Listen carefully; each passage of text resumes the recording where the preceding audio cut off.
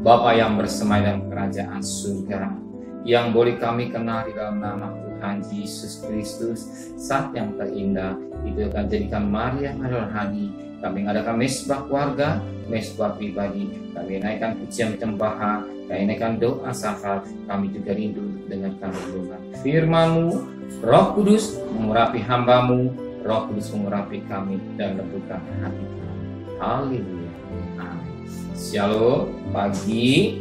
Mari sama-sama kita membuka Markus pasal yang ke-14. Markus pasal 14 ayat 53 sampai 63. Markus pasal 14 ayat 53 sampai 63. Yesus di hadapan mahkamah agama. Kemudian Yesus bawa menghadap imam besar, lalu semua imam kepala dan tua-tua ahli Taurat berkumpul di situ, dan Petrus mengikuti Yesus dari jauh sampai ke dalam halaman imam besar. Dan di sana Petrus duduk di antara pengawal sambil berdialog api. Imam kepala malah seluruh mahkamah agama mencari kesaksian terhadap Yesus supaya ia dapat dihukum mati. Tapi mereka tidak memperolehnya. Banyak juga orang yang mengucapkan kesaksian palsu terhadap Yesus. Tapi kesaksian satu tidak sesuai dengan satu dengan yang lain. Lalu beberapa orang naik saksi melawan dia dengan tuduhan palsu ini. Kami sudah mendengar orang itu berkata, aku akan membuka bait suci buatan tangan manusia ini, dan dalam 3 hari akan kudirikan yang lain yang bukan buatan tangan manusia. Dalam hal ini pun kesaksian mereka tidak sesuai yang satu dengan yang lain. Maka imam besar bangkit berdiri di tengah-tengah sidang dan bertanya pada Yesus, katanya, tidakkah engkau memberi jawab atas tuduhan-tuduhan saksi-saksi terhadap engkau? Tetapi Yesus tetap diam dan tidak menjawab apa-apa. Imam besar itu bertanya kepadanya sekali lagi, katanya, apakah engkau Mesias, anak Allah yang terpuji? Jawab Yesus, akulah dia, dan kamu akan melihat anak manusia duduk di sebelah kanan yang maha kuasa, datang di tengah-tengah awan-awan di langit. Maka imam besar mengoyakkan pakaian dan berkata, untuk apa kita perlu saksi lagi? Kamu sudah mendengar hujat ada Allah, bagaimana pada kamu? Lalu dengan suara bulat mereka memutuskan bahwa dia harus dihukum mati. Lalu mulailah beberapa orang menudai dia dan menutup mukanya dan meninjunya sambil berkata, hei Nabi, cobalah terka. Malah seorang pengawal pun memukul dia. Satu ketika Yesus di hadapan mahkamah agama yang sangat menarik, perhatikan ayat 61 dan jawaban ayat 62. Tetapi Yesus diam dan tidak menjawab apa-apa. Imam besar bertanya padanya sekali lagi, katanya, apakah engkau Mesias, anak Allah yang terpuji? Jawab Yesus, akulah Mesias, akulah dia, dan kamu akan melihat anak manusia duduk di sebelah kanan yang maha kuasa dan datang di tengah-tengah awan-awan di langit. Dan firman Allah katakan, dia yang Mesias, Mesias yang diurapi, dan kamu akan melihat anak manusia duduk di sebelah kanan yang maha kuasa. Kapan?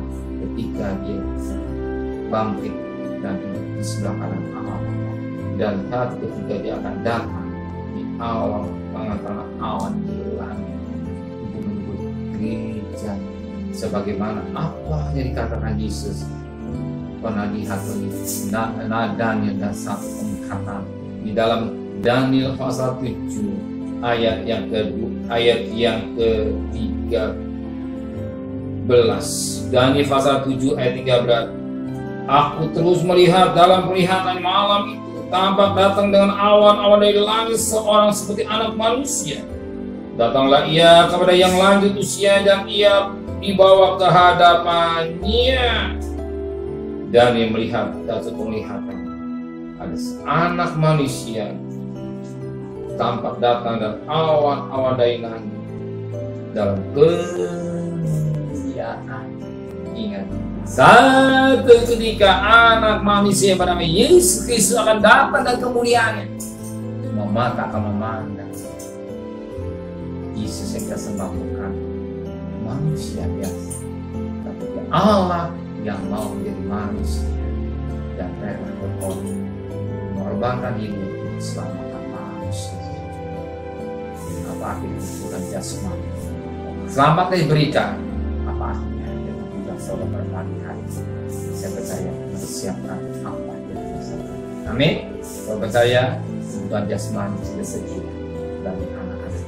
Amin. Benar Bapa di surga. Satu ketika Engkau akan datang dari kemuliaan. Biar kami akan hadir yang ada pada hari ini. Bapak sekalipun menghadapi tantangan demi tantangan, satu perkara Engkau tidak tinggalkan. Nah, kami pertaruhkan masalah persoalan kami semua kepada Bapa di surga. Satu perkara, dunia ini bukan beda, dunia ini punya tangan-tangan Anda dan kami bukan warga negara.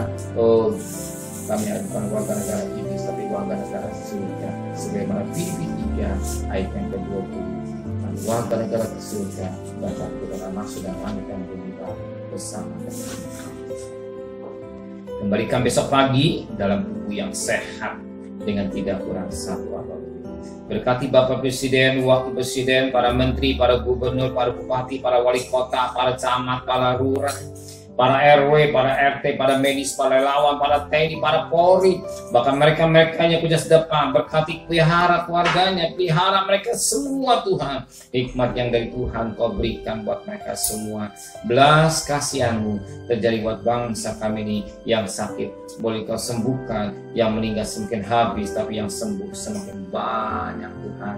Biar kami mengalami pandemi menjadi endemi. Terima kasih Bapa di surga. Terima kasih Tuhan dan kekasih. Terimalah berkat nikmat dari Allah Bapa, cinta kasih sayang dari Tuhan Yesus Kristus, dan berkat Roh Kudus-Nya tes darah hari ini sampai Maranatha Tuhan Yesus datang. Yang cinta Dia katakan amin. Tuhan memberkati.